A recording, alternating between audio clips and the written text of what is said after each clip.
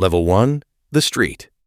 When you leave for work one morning, you pass that noodle restaurant on your block, the one with the faded neon sign, the same 2 customers every day, the same cashier giving you the same meaningless smile. But today is different. In the heavy, gasoline-scented dampness of the morning air, the shop owner, Mr. Chen, leans toward you. His voice so calm, it sounds like he's telling a bedtime story. I have a job for you. A steaming cup of tea on the counter, a yellowed calendar on the wall, the distant squeak of a shopping cart. Everything is so ordinary that you can't believe the turning point of your life could be this quiet. Your father has been in the hospital for 3 months. No money for surgery. Insurance-rejected bills cover the kitchen table. Your mother sits at that same table every night, running the same numbers, always arriving at the same answer, not enough. In that moment, you understand you have no luxury of saying no, but it doesn't feel like a choice, more like water flowing downhill, natural and inevitable. Your first task is simple. Every Friday evening, take the cash bag from the shop's register and drop it at the dry cleaner 3 blocks away. No eye contact, no stopping, no questions. The bag is never explained to you, but once you catch the smell of the money inside, that mixture of freshly printed paper and fear, you can never forget it. That first Friday evening, you notice how much your pace quickens, how your shoulders cave inward, how every passing car looks like a police car, but nobody stopped you. The second Friday was easier. By the third, it felt like just a job.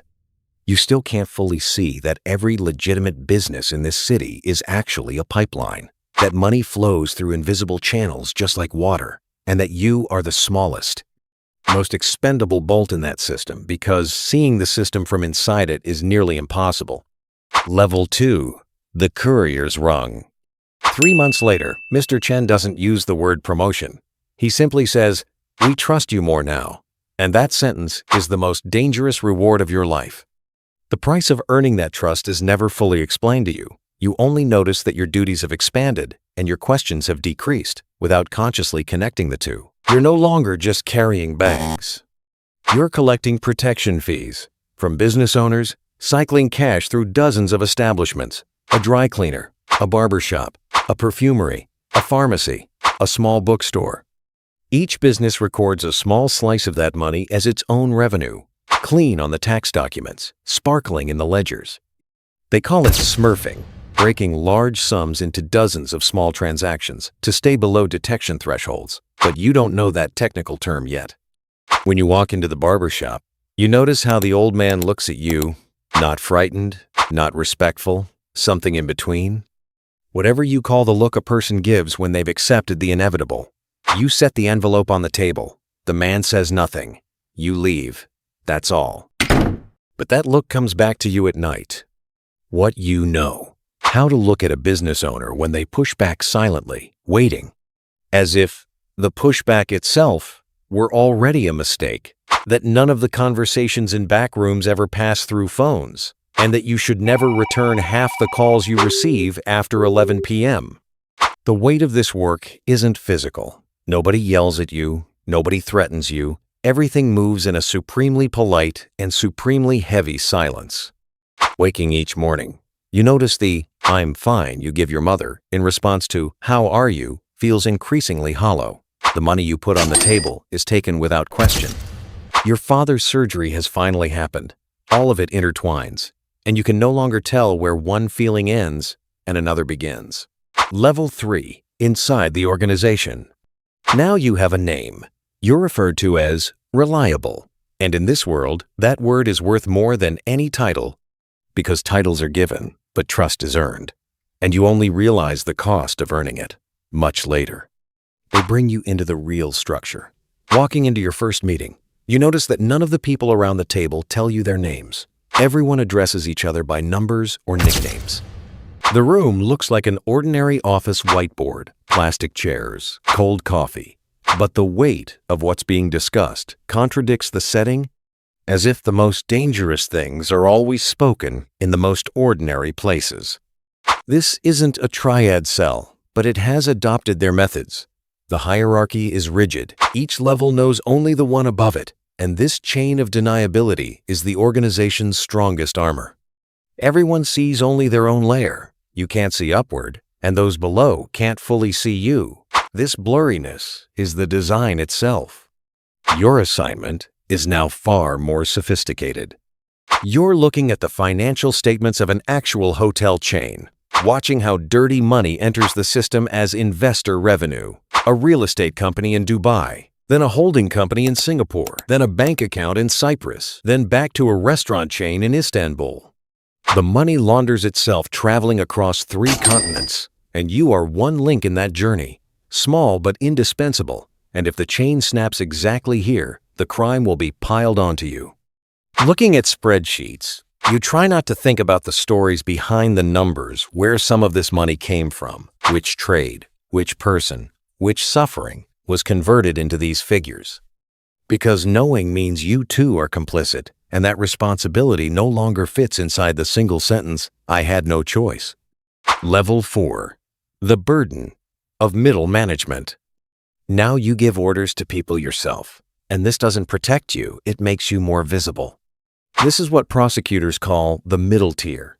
You know enough to protect those above you, you hold enough power to manage those below, but you're taking fire from both directions. When you look in the mirror each morning, you see the same face, but you can't remember when it grew accustomed to these decisions, when it stopped calculating and simply started executing. Giving instructions to the people beneath you, you hear how calm your voice comes out, and that calm makes you feel both powerful and estranged from yourself. Here is where you first learn about betrayal from a cell leader, someone you worked shoulder to shoulder with for years, who took a 5-year sentence reduction in exchange for testifying to the prosecutor's office. You'd sat at the same table with this person dozens of times, drunk the same tea, finished each other's sentences, and now that person lives inside a file describing you. Betrayal used to be an abstract word. Now it carries something concrete, cold, and unexpected. That person is currently under protection, while you're calculating what you owe your lawyer. You'd once heard that the Russian Bratva solved this betrayal problem with a tattoo system, every tattoo on your back, a record of crimes committed, a system that makes becoming an informant impossible. A bond forged between the body and the act against the body's own testimony. But your organization secures loyalty another way. Everyone has a secret, and those secrets are locked together like a vault, each person holding the other's key. You can no longer sleep not from idealism or conscience, but from pure math. You know this chain will break. The only question is which link. And the more you think about whether your name is written on that link, the harder sleep becomes. Level 5. The invisible man. The man at the very top is never seen, which is why he's still free. He attends no meetings, appears in no photographs. His name appears in no documents. You feel his presence, but cannot prove it, like the weight of the air, everywhere and nowhere. His instructions reach you through a lawyer. The lawyer hides behind attorney-client privilege, speaks with measured words, never says too much.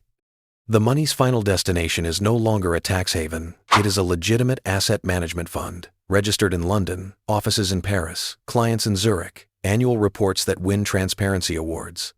This man's children attend the finest schools. His wife donates to charities. He himself attends climate conferences. And in every photograph, he looks slightly tired, but honest.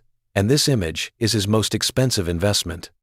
Looking at the history of crime, you see that those who lasted longest were never the ones at the bottom, but the most invisible. Al Capone fell on tax evasion because he was visible. He didn't hide his luxury. His name was everywhere. The real architects are still alive, still free, still clean. And as you sit here, a bolt in their system, you ask yourself, how did I get to this point? You rewind step by step that first Friday evening. The bag, the smell, Mr. Chen's calm voice, the bills on the kitchen table, your father's face in the hospital. Every step was logical. Every step came from necessity. At no step did you ever hear a voice saying, "Now you are guilty." You already know the answer. It was the morning you said yes for your sick father that you carried things to this point. Most of the characters in this story are either in prison, in exile, or dead. The invisible man, meanwhile, is still out there somewhere, under another name, in another country, and the system is still running.